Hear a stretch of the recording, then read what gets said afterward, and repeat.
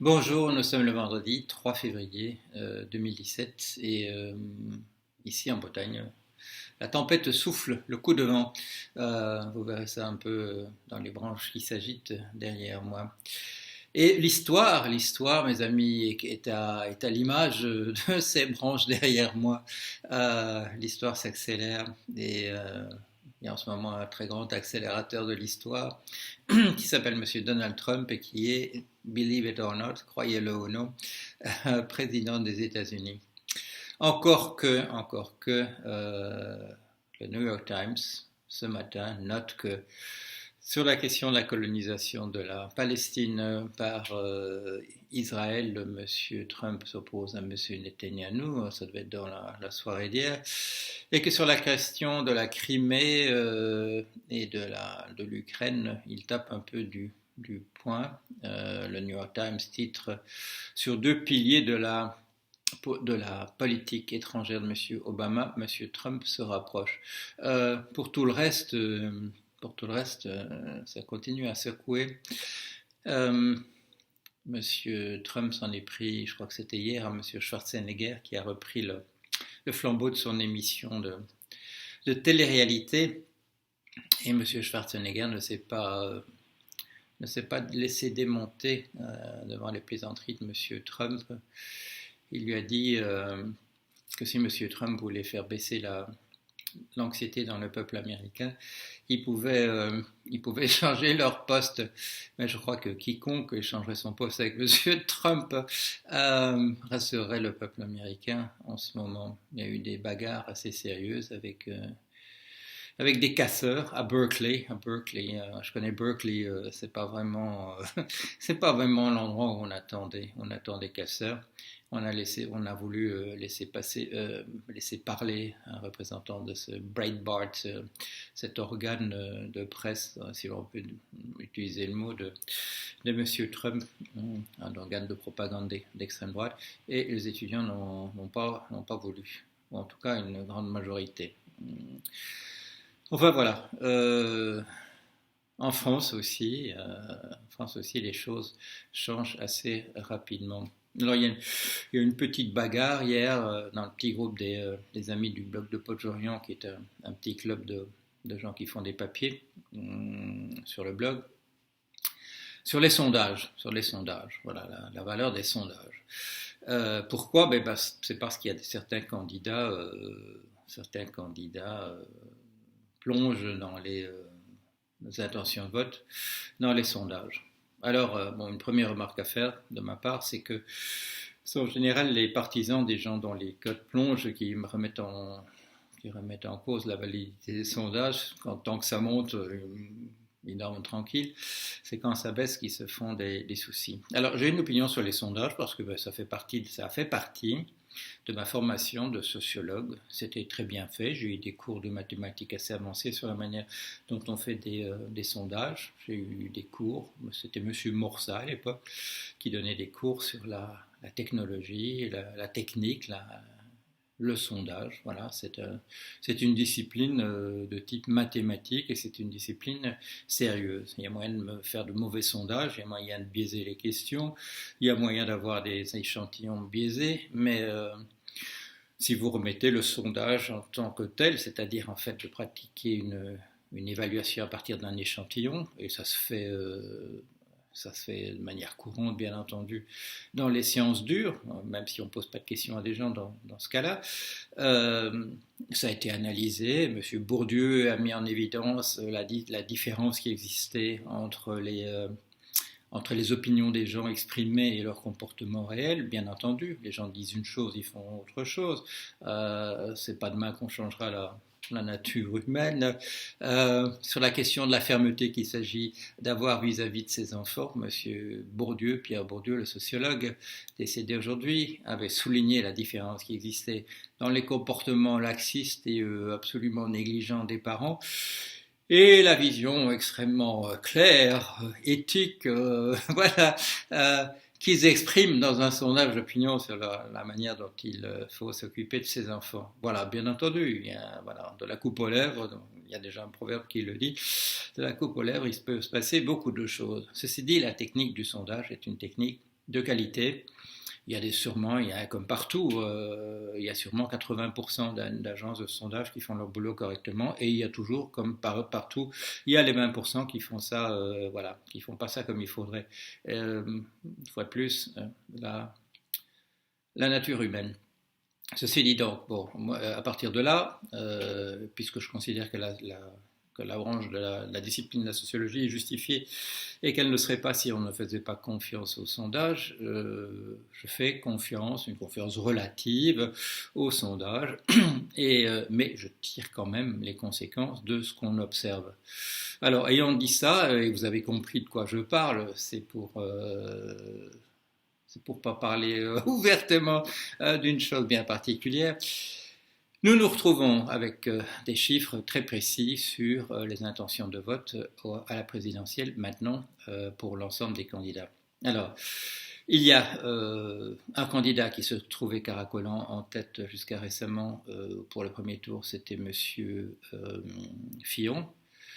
Bon, dans certains sondages, il était neck and neck, je ne sais plus comment on dit en français, mais enfin voilà, dans un mouchoir, il était dans un mouchoir avec Madame Le Pen, Madame Le Pen numéro 2 ou numéro 1 dans certains sondages, et nous avions Monsieur Macron qui venait ensuite, et voilà, nous retrouvons maintenant dans ce peloton de tête, à quelques points de Monsieur Macron avec 20% d'intention de vote, nous trouvons Monsieur Benoît Hamon avec 17, voilà. Monsieur Fillon est en perte de vitesse pour les raisons qu'on connaît. C'est bien de parler, d'évoquer un complot, voilà.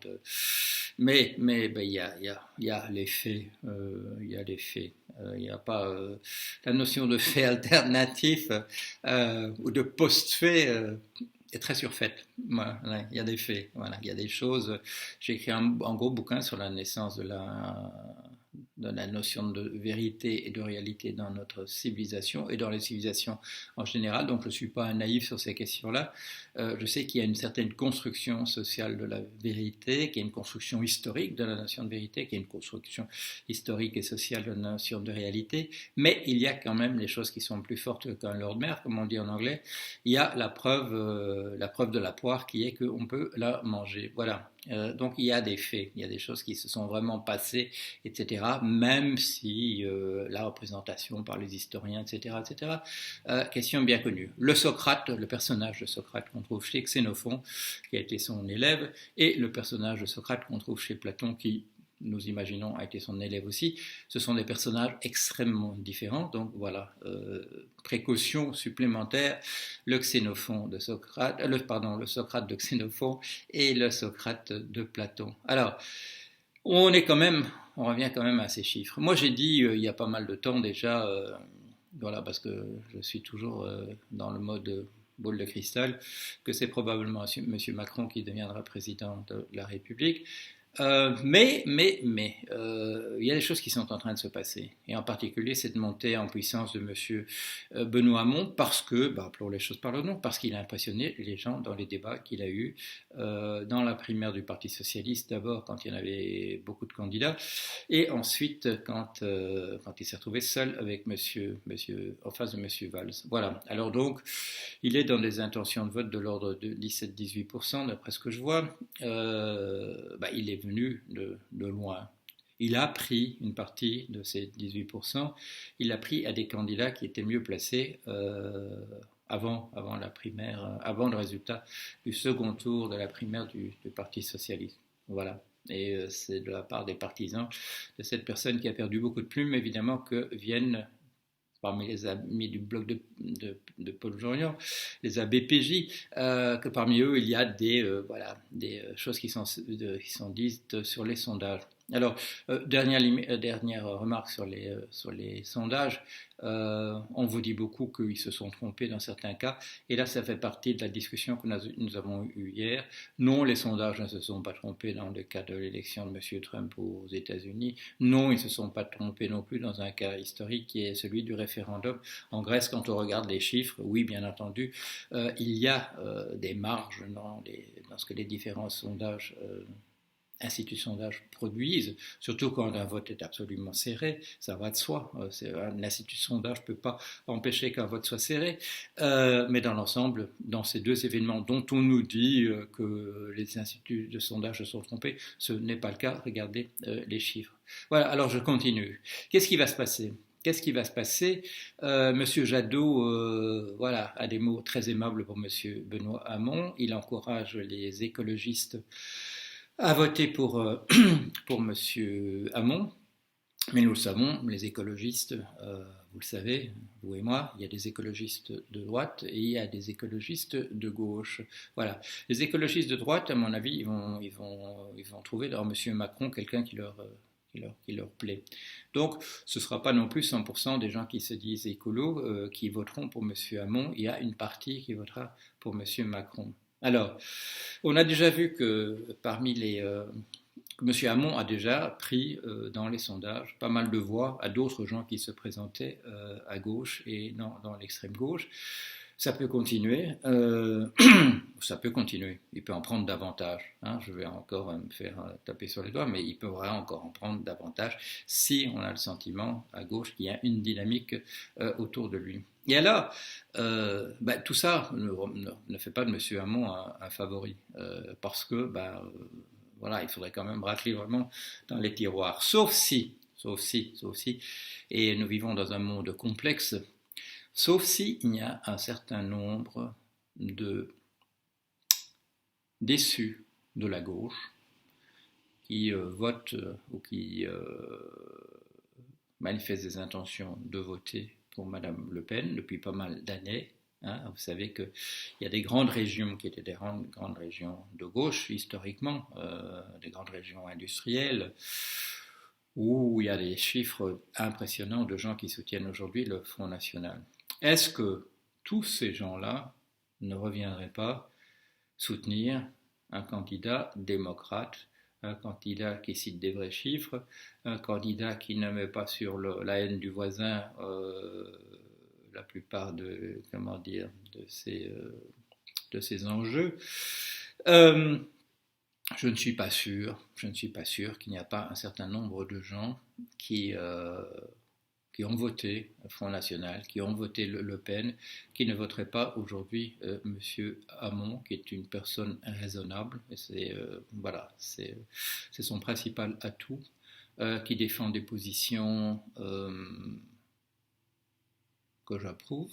M. Hamon m'a invité à participer à un colloque qu'il avait organisé à Bercy et où il a eu l'amabilité de me faire parler en premier. M. Hamon, j'en ai déjà parlé, c'est quelqu'un qui en une occasion, on s'est trouvé au Havre, a fendu une foule devant des journalistes pour aller serrer la main à quelqu'un et les journalistes se demandaient qui il allait voir comme ça et j'ai eu cette grande satisfaction et ce grand honneur que ce soit pour me serrer la main à moi. Voilà, donc ça situe les relations entre monsieur Hamon et moi. Ça ne veut pas dire que je l'approuve sur tout, absolument pas. Je ne suis pas d'accord sur cette politique de l'allocation du revenu, du revenu universel de base. Je ne pense pas que ce soit une bonne mesure. Je crois que c'est un moyen qui serait donné à la finance de voler encore un peu plus d'argent au public. Et ça, comme vous le savez, c'est quelqu'un qui a fait 18 ans de carrière dans la finance, dans les endroits clés, dans des endroits stratégiques, à des positions, occupant des positions où on faisait une différence. C'est une personne comme ça qui, vous le dit, j'ai connu ce monde de l'intérieur. C'est un monde où il y a beaucoup de gens de gauche, c'est pas ça, mais le milieu est criminogène. C'est un milieu qui encourage à faire des choses qu'il ne faudrait pas. Vous avez vu cette enquête qui avait été faite, qui est très amusante. On demande à des gens de donner une opinion sur un jeu, et c'est un jeu qui n'est pas biaisé. Et on prend deux groupes de banquiers. Il y en a un auquel on rappelle dans les minutes avant qu'ils fassent qui doivent émettre leur opinion. Il y a un groupe auquel on rappelle qu'il est des banquiers, un groupe où on leur parle de fadaises quelconque. Le groupe auquel on rappelle qu'il est des banquiers triche par la suite de manière significativement différentes de ceux à qui on n'a pas rappelé que c'est des banquiers. C'est une chose qu'il faut garder en tête, s'il y a de l'argent en grande quantité qui arrive quelque part, ce milieu ne va pas pouvoir s'empêcher de vouloir ponctionner la somme. Il y a encore d'autres choses sur lesquelles je n'approuve pas M. Hamon, je le dis, je le dis. Ceci dit, je suis sociologue de formation, j'ai des opinions personnelles, j'ai une relation personnelle à M. Hamon. Tout ça joue, bien entendu, mais je suis très content qu'il y ait une sorte de dynamique, un momentum, comme on dit en anglais, qui est une dynamique en sa faveur. Et j'aimerais bien que dans les sondages, il dépasse M. Macron. Il y aurait bien entendu un paradoxe à ce que les deux personnes qui soient en tête soient des anciens du Parti socialiste. Certains me disent que le fait même qu'ils sont passés par le Parti socialiste est quelque chose qui joue contre eux. Je possède personnellement ma carte du Parti socialiste belge et je ne pense pas que ça m'empêche de dire ce que je pense, ni que ma parole soit entachée automatiquement par ça. Alors, il faut bien dire, M. Macron, les gens qui disent que M. Macron représente la gauche, c'est une plaisanterie, il représente des idées de droite. Il ne représente pas une droite, comme je l'ai dit une fois, il représente le visage présentable, le visage humain de l'ultralibéralisme.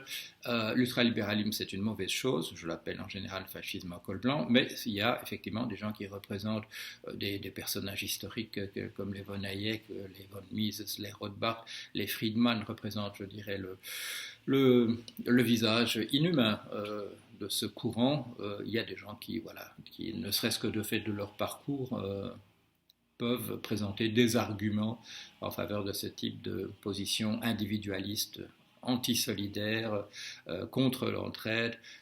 J'ai parlé l'autre jour à des étudiants et parce que j'avais prononcé le mot solidarité, un étudiant m'a dit « mais ce que vous dites est utopiste de parler de solidarité ». Nous vivons dans un monde où des horreurs comme ça sont prononcées par des étudiants dans des écoles, et des étudiants qui ne sont peut-être pas nécessairement des étudiants d'extrême droite. Alors, j'ai à peu près dit ce que je voulais dire pour aujourd'hui. Je vais vous laisser. À la semaine prochaine. Au revoir.